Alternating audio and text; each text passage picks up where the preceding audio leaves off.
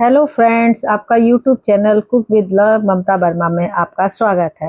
आज की जो रेसिपी है उसका नाम है साबूदाना पकौड़े, जो कि व्रत में बनने वाला है। इसके लिए ना तो साबूदानों को भिगोने की ज़रूरत है और ना ही उबालने की, और ये बहुत ज़्यादा ऊपर से क्रिस्पी और अंदर से सॉफ्ट है। इसे मैं आपको खा के भी दिखा रही हूँ, जो कि बहुत ज़्यादा टेस्टी भी है और काफ़ी मज़ेदार है। चलो अब हम इसे बनाते हैं। इसे बनाने के लिए एक कटोरी साबूदाना को आप कढ़ाई में डालें और इसके बाद थोड़ी देर तक उसे रोस्ट करें। जब वो हल्का सा भुन जाएगा, उसे अच्छे से थोड़ी देर तक भूनते रहें और इसका थोड़ा सा कलर भी आप देखेंगे चेंज हो जाएगा। जब ये भुन जाए उसके बाद आप एक ग्राइंडर लेकर उस ग्राइंडर में आप इसको साबूदाना जो आपने भून के रखा है उसे आप थोड़ा ठंडा करके उसके अंदर डाल दें, और उसको डालने के बाद इसे आप एक पाउडर के रूप में तैयार कर लें, उसे पीस लें। जब ये पिस जाए उसके बाद फिर थोड़ी सी आप मूंगफली लीजिए, करीब मैंने इसको भी एक कटोरी लिया है, उसी कटोरी से नाप कर इसे भी कढ़ाई में डालकर थोड़ी देर तक मूंगफली को रोस्ट करें, जब तक कि उसके हल्के हल्के छिलके खुल ना जाएं। जब ये रोस्ट हो जाएगी मूंगफली तो हल्का सा छिलका इसका खुलने लगेगा। फिर उसे भी हम एक बर्तन में निकाल लेंगे और निकालने के बाद थोड़ा देर उसे ठंडा करेंगे। ठंडा करने के बाद उसे हाथ की सहायता से उसके छिलकों को उतार लेंगे। कोशिश करेंगे जितना आप निकाल सकते हैं उतने उसके छिलके के आप हाथ से मसल कर निकाल देंगे। फिर उन मूंगफलियों को आप फिर से ग्राइंडर में डालकर उसको आप पीस लीजिए। आप उसके थोड़ा सा दरदरा पाउडर बना के उसको तैयार करिए। फिर जब ये पाउडर भी बन जाएगा, उसी जो साबूदाना का पाउडर बनाया था उसमें इस मूंगफली के पाउडर को भी डाल दीजिए। फिर हम दूसरे बर्तन में उबले हुए आलूओं को लेकर, बॉयल पोटैटो को उसके अंदर लेकर जितने भी हमें डालने हैं उन सबको हम पहले छील लेंगे, पील करके उन्हें इकट्ठा कर लेंगे। उसके बाद आप मैशर की सहायता से या हाथ की सहायता से उनको मैश कर लीजिए। उबले हुए आलू उस स्नैक्स में बाइंडिंग का काम करेंगे, इसलिए इसे डालना भी बहुत ज़्यादा ज़रूरी है। आप इसको डालेंगे और ये आपका नाश्ते का टेस्ट भी बढ़ा देगा।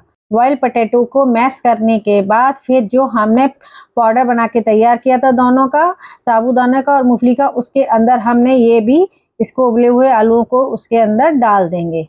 अब हम इसके अंदर कुछ बेसिक इंग्रेडिएंट्स जो कि केवल व्रत में ही खाए जाते हैं, अब इसमें हम डालेंगे।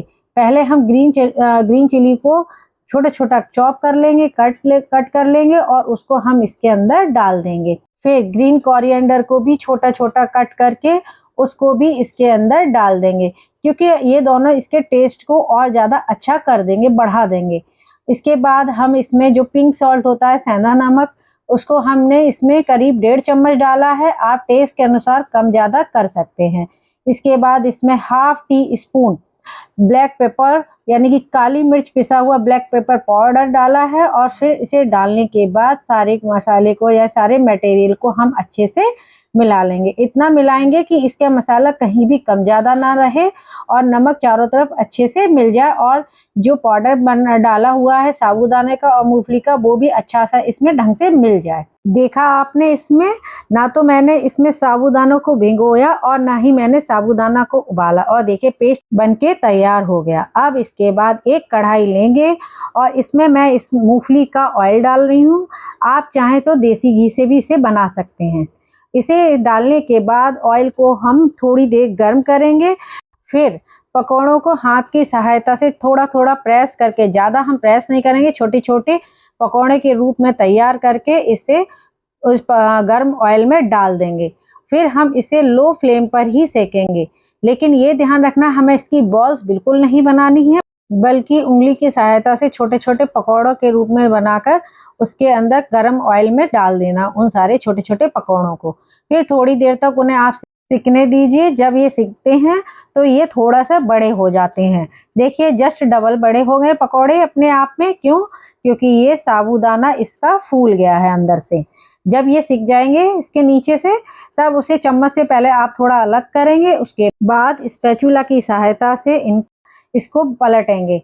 सारे पलटने के बाद लगातार आप इन्हें सेकते रहिए जब तक कि ये गोल्डन ब्राउन ना हो जाए। इसे आप लो फ्लेम पर ही सेकिए, फ्लेम को तेज बिल्कुल भी नहीं करिए, नहीं तो ये अंदर से कच्चे रह जाएंगे।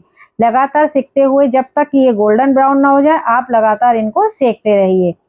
यह व्रत में बनने वाली एक नई रेसिपी है। अभी तक आपने कई तरह के साबूदाना के पकौड़े खाए होंगे जो कि आपने भिगोए होंगे या फिर उबाले होंगे, लेकिन ना तो हमने इसे भिगोया है साबूदाना को, ना ही उबाला है, बल्कि इसे पीस के और हमने मूंगफली के पाउडर को भी बना के तैयार किया जो कि दरदरा था, और हमने बॉयल पोटैटो में इसे डाल के तैयार करके बनाया है। देखिए ये कितने ज़्यादा अच्छे बने और काफ़ी क्रिस्पी भी बने हैं। ये अंदर से सॉफ्ट होंगे लेकिन ऊपर से बहुत ज़्यादा क्रिस्पी बने हैं और काफ़ी ज़्यादा देखने में सुंदर भी लग रहे हैं। ये व्रत में बनने वाली बहुत बढ़िया और एक यूनिक सी रेसिपी है। इसे एक बार ज़रूर ट्राई करिएगा। अब ये पकौड़ों का एक बैच बनके तैयार हो गया। अब हम इसका दूसरा बैच डालेंगे। इसको भी सेम वैसे ही तोड़ के डालेंगे जैसे कि पहले मैंने बताया था पहले बैच में, सेम उसी तरीके से। इसको हम बिल्कुल भी गोल नहीं करेंगे। देखिए ये भी बनके हमारे तैयार हो गए हैं। अब लो फ्लेम करके इसको हम धीरे धीरे आराम से गोल्डन ब्राउन होने तक लगातार सेकते रहेंगे, गोल्डन ब्राउन होने तक। यदि आपको हमारी ये रेसिपी पसंद आई हो जो कि व्रत में बनाई है, आज मैंने एकादशी के व्रत में ये वाली रेसिपी बना के तैयार की है। यदि ये आपको पसंद आई हो तो प्लीज़ लाइक, शेयर और सब्सक्राइब और कमेंट करना बिल्कुल ना भूलें। ये बताइएगा ज़रूर कि ये बनी कैसी है, आपको ये कैसी लगी। हाँ और ना में इसका जवाब ज़रूर दीजिएगा। देखिए रेसिपी बनके तैयार हो गई और ये बहुत ज़्यादा टेस्टी और काफ़ी मज़ेदार बनी है। Tata, bye bye, take care.